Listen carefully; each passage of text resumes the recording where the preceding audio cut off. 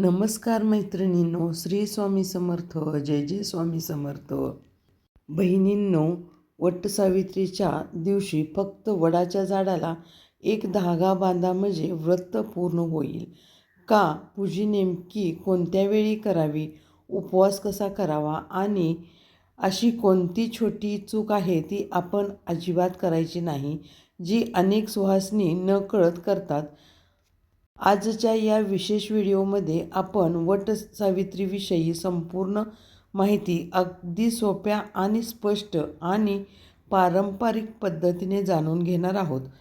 त्यामुळे हा व्हिडिओ तुम्ही शेवटपर्यंत नक्की ऐका, जेणेकरून तुम्हाला सविस्तरपणे माहिती मिळेल. बहिणींनो, आपल्या या चॅनलमध्ये आपले सर्वांचे हार्दिक स्वागत आहे.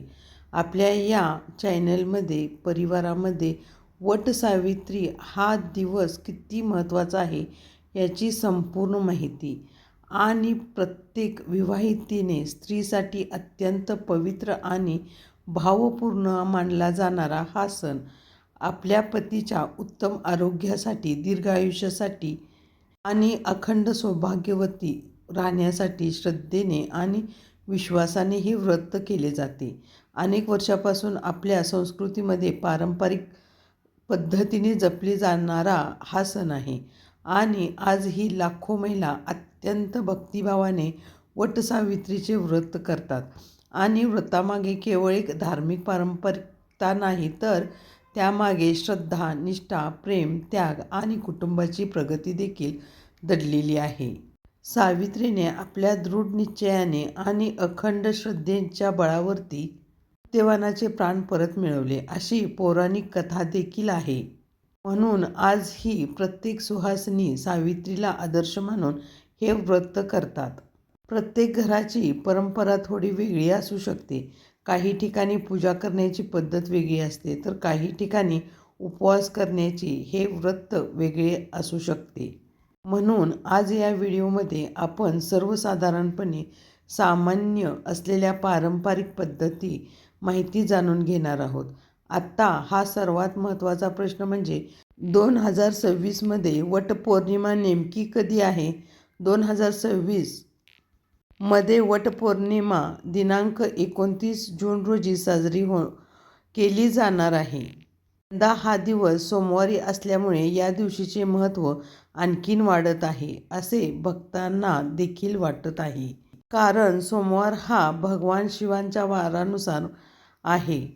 अनेक सुहासनी या दिवशी भगवान शिव आणि माता पार्वती यांची भक्तिभावाने पूजा देखील करतात.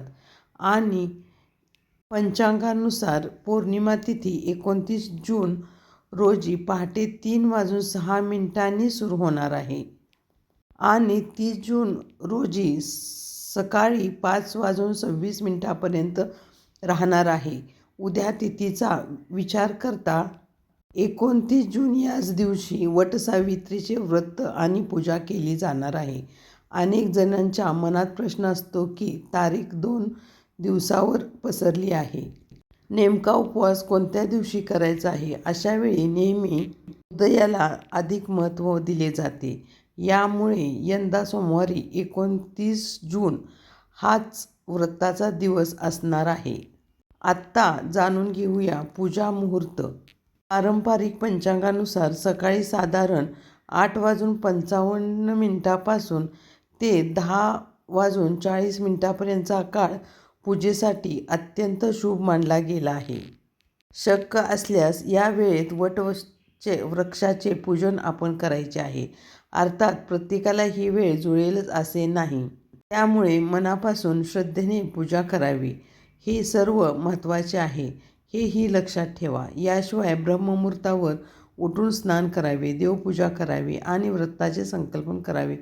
सकाळच्या शांततेत वातावरणात केलेली प्रार्थना खूप आल्हाददायी ऊर्जा देऊन जाते आणि संपूर्ण दिवस भक्तिमय वातावरण निर्माण देखील होत असते. म्हणून सकाळी महिलांनी लवकर उठून देवपूजा करून वटवृक्षाजवळ जाऊन पूजा करायची आहे. काही जणी प्रथम वटवृक्षाची पूजा करून नंतर घरी देवपूजा करतात. दोन्ही पद्धती काही ठिकाणी प्रचलित आहेत. त्यामुळे आपल्या घरातील परंपरेनुसार वागणे अधिक योग्य ठरते. आता जाणून घेऊया उपवासाबद्दल थोडे सविस्तर माहिती. वटपौर्णिमेच्या दिवशी उपवास प्रत्येक महिला आपल्या श्रद्धेनुसार करतात. काही महिला संपूर्ण निर्जली उपवास करतात, तर काही दिवसभर फराळ करून उपवास करून संध्याकाळी सोडतात. तर काही महिला फलाहार करून व्रत पाळतात. काही ठिकाणी दूध, फळे, सुकामेवा किंवा उपवासाचे सात्विक पदार्थ घेऊन उपवास करण्याची देखील प्रथा आहे. यामध्ये कोणती पद्धत योग्य आणि कोणती पद्धत अयोग्य असा प्रश्न निर्माण होतो. पण प्रत्येक महिलांची प्रकृती, वय वेगवेगळे असते. आपल्या प्रकृतीनुसार आपण उपवास करायचा आहे. त्यावेळी आपले आरोग्य देखील महत्त्वाचे आहे. त्या आरोग्याचा विचार करून आणि आपल्या श्रद्धेने आपण व्रत करणे हे अधिक महत्त्वाचे मानले जाते. एखाद्या महिलेची प्रकृती ठीक नसेल, गर्भधारणा किंवा वृद्धापकाळ असेल तर त्यांनी डॉक्टरांचा सल्ला नक्की घ्यावा. अशा वेळी अन्न न ग्रहण करता उपवास करण्यापेक्षा भक्तिभावाने आणि मनोभावे पूजा करणे अधिक योग्य ठरते. कारण देवाला आपल्या मनातील श्रद्धा महत्त्वाची असते. उपवासाच्या दिवशी सकाळी लवकर उठून स्नान करावे, स्वच्छ कपडे घालावेत, शक्यतो शुभ रंगाचे वस्त्र परिधान करावीत, देवासमोर दीप लावून व्रताची संकल्पना करावी आणि दिवसभर शक्य तितके शांत मन ठेवण्याचा प्रयत्न करायचा आहे. या दिवशी राग, वादावादी, कटू बोलणे, दुसऱ्याविषयी अपमान करणे, दुसऱ्यांचा निरादर करणे आणि नकारात्मक विचार करणे टाळायचे आहे. कारण व्रत म्हणजे केवळ अन्नाचा त्याग नसून मनाचीही शुद्धी असते. म्हणूनच वटपौर्णिमेचा हा खरा अर्थ आणि पूजा समजून घ्यायचा आहे. फक्त पूजा आणि उपवास नसून श्रद्धा, संयम, प्रेम, विश्वास आणि कुटुंबातील नात्यातील प्रेम करण्याची निष्ठा आहे. त्या दिवशी सर्वांशी प्रेमळ वागावे, सर्वांशी आदराने वागावे. आता जाणून घेऊया वटसावित्रीचे पूजाविधी. अगदी सोप्या आणि पारंपरिक पद्धतीने वटसावित्रीच्या दिवशी शक्यतो ब्राह्मण मुहूर्तात किंवा सकाळी लवकर उठावे. सकाळी उठून स्वच्छ स्नान करून शक्य तितक्या लाल, हिरव्या किंवा पिवळ्या रंगाची साडी आपण परिधान करायची आहे. त्यानंतर घरातील देवांची पूजा, नैवेद्य करायचा आहे. व्रताची संकल्पना करावी. संकल्प करताना आपल्या पतीचे उत्तम आरोग्य, दीर्घ आयुष्य, कुटुंबाचे सुख, समाधान आणि सर्वांच्या मंगलमय जीवनासाठी मनापासून प्रार्थना करावी.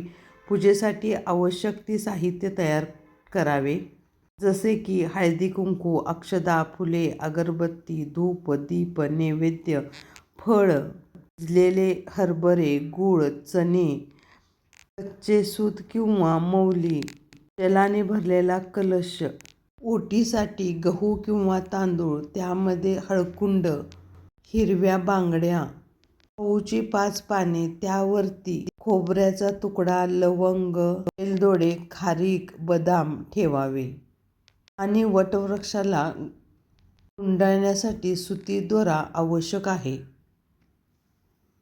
या वस्तू असणे खूप आवश्यक आहे. यानंतर वडाच्या झाडाजवळ जायचे आहे. वटवृक्षाला भारतीय संस्कृतीमध्ये दीर्घ आयुष्य, शौर्य आणि अखंड जीवनाचे प्रतीक मानले जाते. म्हणून या दिवशी वटवृक्षाची विशेष पूजा केली जाते. सर्वात प्रथम वटवृक्षाला स्वच्छ पाणी अर्पण करायचे आहे. अर्पण केल्यानंतर हळदी कुंकू, अक्षता घालायच्या आहेत. आपण जी खाऊची पाने नेली आहेत ती पाने मांडावीत. त्याच्यावरती सांगितलेले साहित्य घालावे. फूल, दीप दाखवून नैवेद्य अर्पण करायचा आहे. मनोभावे नमस्कार करून कच्चे सूत म्हणजेच दोरा, मौली हातात धरून वडाच्या भोवती 7 प्रदक्षिणा घालाव्यात. प्रदक्षिणादरम्यान धागा झाडाभोवती गुंडाळावा आणि आपल्या मनातील प्रार्थना शांतपणे पूर्ण करावी. काही ठिकाणी 3 काढतात, काही ठिकाणी 5, तर काही ठिकाणी 7, काही ठिकाणी 21 प्रदक्षिणा काढायची पद्धत आहे. आपण आपल्या परंपरेनुसार अशा प्रकारे पूजा करावी. पूजा करताना घाई गडबड करू नये. शांत मनाने पूजा करावी. देवाला, ब्राह्मणांना देखील आपण त्या दिवशी दानधर्म करावा. आता जाणून घेऊया सावित्र आणि सत्यवानाच्या पवित्र कथेचा भावार्थ. पुराणामध्ये सांगितले जाते की सावित्री ही अत्यंत बुद्धिवान, शौर्यवान आणि प्रतिव्रता स्त्री होती. तिने सत्यवानाला पती म्हणून स्वीकारले. मात्र सत्यवानाचे आयुष्य अल्प असल्याचे तिला आधीच सांगण्यात आले होते. तरीही तिने आपला निर्णय बदलला नाही. नियतीप्रमाणे एक दिवस सत्यवान जंगलात असताना त्याचे प्राण गेले. तेव्हा यमराज त्यांचा प्राणजीव घेऊन निघाले होते. परंतु सावित्रीने शौर्य सोडले नाही. ती यमराजांच्या मागे चालत होती. आपल्या बुद्धीने, नम्रतेने आणि अढाळ निष्ठेने ती यमराजांना प्रसन्न करत होती. शेवटी तिने अखंड श्रद्धेपुढे आणि प्रतिव्रतेच्या सामर्थ्यापुढे यमराजांनी सत्यवानाला पुन्हा जीवदान दिले, अशी कथा आहे. जी प्रेरणादायी कथा आपल्या संस्कृतीमध्ये सांगितलेली आहे. या कथेचा खरा अर्थ चमत्कार शोधणे नाही, तर संकटाच्या काळात शौर्य, श्रद्धा, संयम आणि निष्ठा कधीही सोडू नये हा संदेश देण्यात आलेला आहे. म्हणून वटपौर्णिमा आणि स्त्री शक्तीचा आणि कुटुंबातील प्रेमाचा उत्सव मानला जातो. आता जाणून घेऊया या दिवशी कोणत्या गोष्टी टाळाव्यात. पूजा काही गडबडीने विधी उरकू नये, कथा अर्धवट सोडू नये, वटवृक्षाजवळ अस्वच्छता करू नये किंवा वटवृक्षाला कोणती हानी पोचेल असे वर्तन करू नये. उपवासाच्या दिवशी शक्यतो तामसिक अन्नपदार्थ खाऊ नयेत. मांसाहार, मद्यपान आणि मनाला अस्थिर करणाऱ्या सवयीपासून दूर राहावे. दिवसभर शक्य तितके सात्विक विचार ठेवून सात्विक आहार करावा. या दिवशी निळ्या, काळ्या रंगाचे कपडे आपण परिधान करायचे नाहीत. कपडे हे पारंपरिक पद्धतीचे लाल, हिरव्या रंगाचे आपण कपडे परिधान करायचे आहेत आणि या रंगामध्ये पिवळ्या रंगाची साडी नेसली तरी चालेल. कारण हिरवी, पिवळी, लाल हा सौभाग्याचा प्रतीक मानला जाणारा रंग आहे. हे रंग समृद्धीचे आणि मंगलमयाचे प्रतीक मानले जातात. म्हणून या दिवशी सुहासिनींनी या रंगाच्या आवर्जून साडी परिधान करावी. या दिवशी स्वच्छता, सात्विक आणि मनोभावे पूजा करावी. आणखीन एक महत्त्वाची गोष्ट लक्षात ठेवावी. प्रत्येक घरातील परंपरा वेगवेगळी असते. त्यामुळे आपल्या घरातील वडीलधाऱ्या व्यक्तींचे मार्गदर्शन घेणे खूप गरजेचे आहे आणि आपल्या कुलपरंपरेचा आदर करणे देखील खूप महत्त्वाचे आणि योग्य मार्गदर्शन मिळणे महत्त्वाचे आहे. थोडक्यात सांगायचे झाले तर 2026मध्ये वटपौर्णिमा सोमवार दिनांक 29 रोजी साजरी होणार आहे. सकाळच्या शुभ वेळेत आपण श्रद्धेने पूजा करावी. आपल्या कुटुंबामध्ये सुख, समृद्धी वाढो हीच प्रार्थना.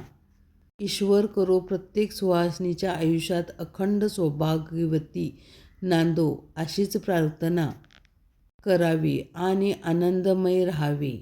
धार्मिक आणि परंपरा सणाविषयी सोपी माहिती ही तुम्हासनी कशी वाटली नक्कीच कमेंटमध्ये सांगा आणि या चॅनेलला लाईक करा, शेअर करा, सबस्क्राईब करा.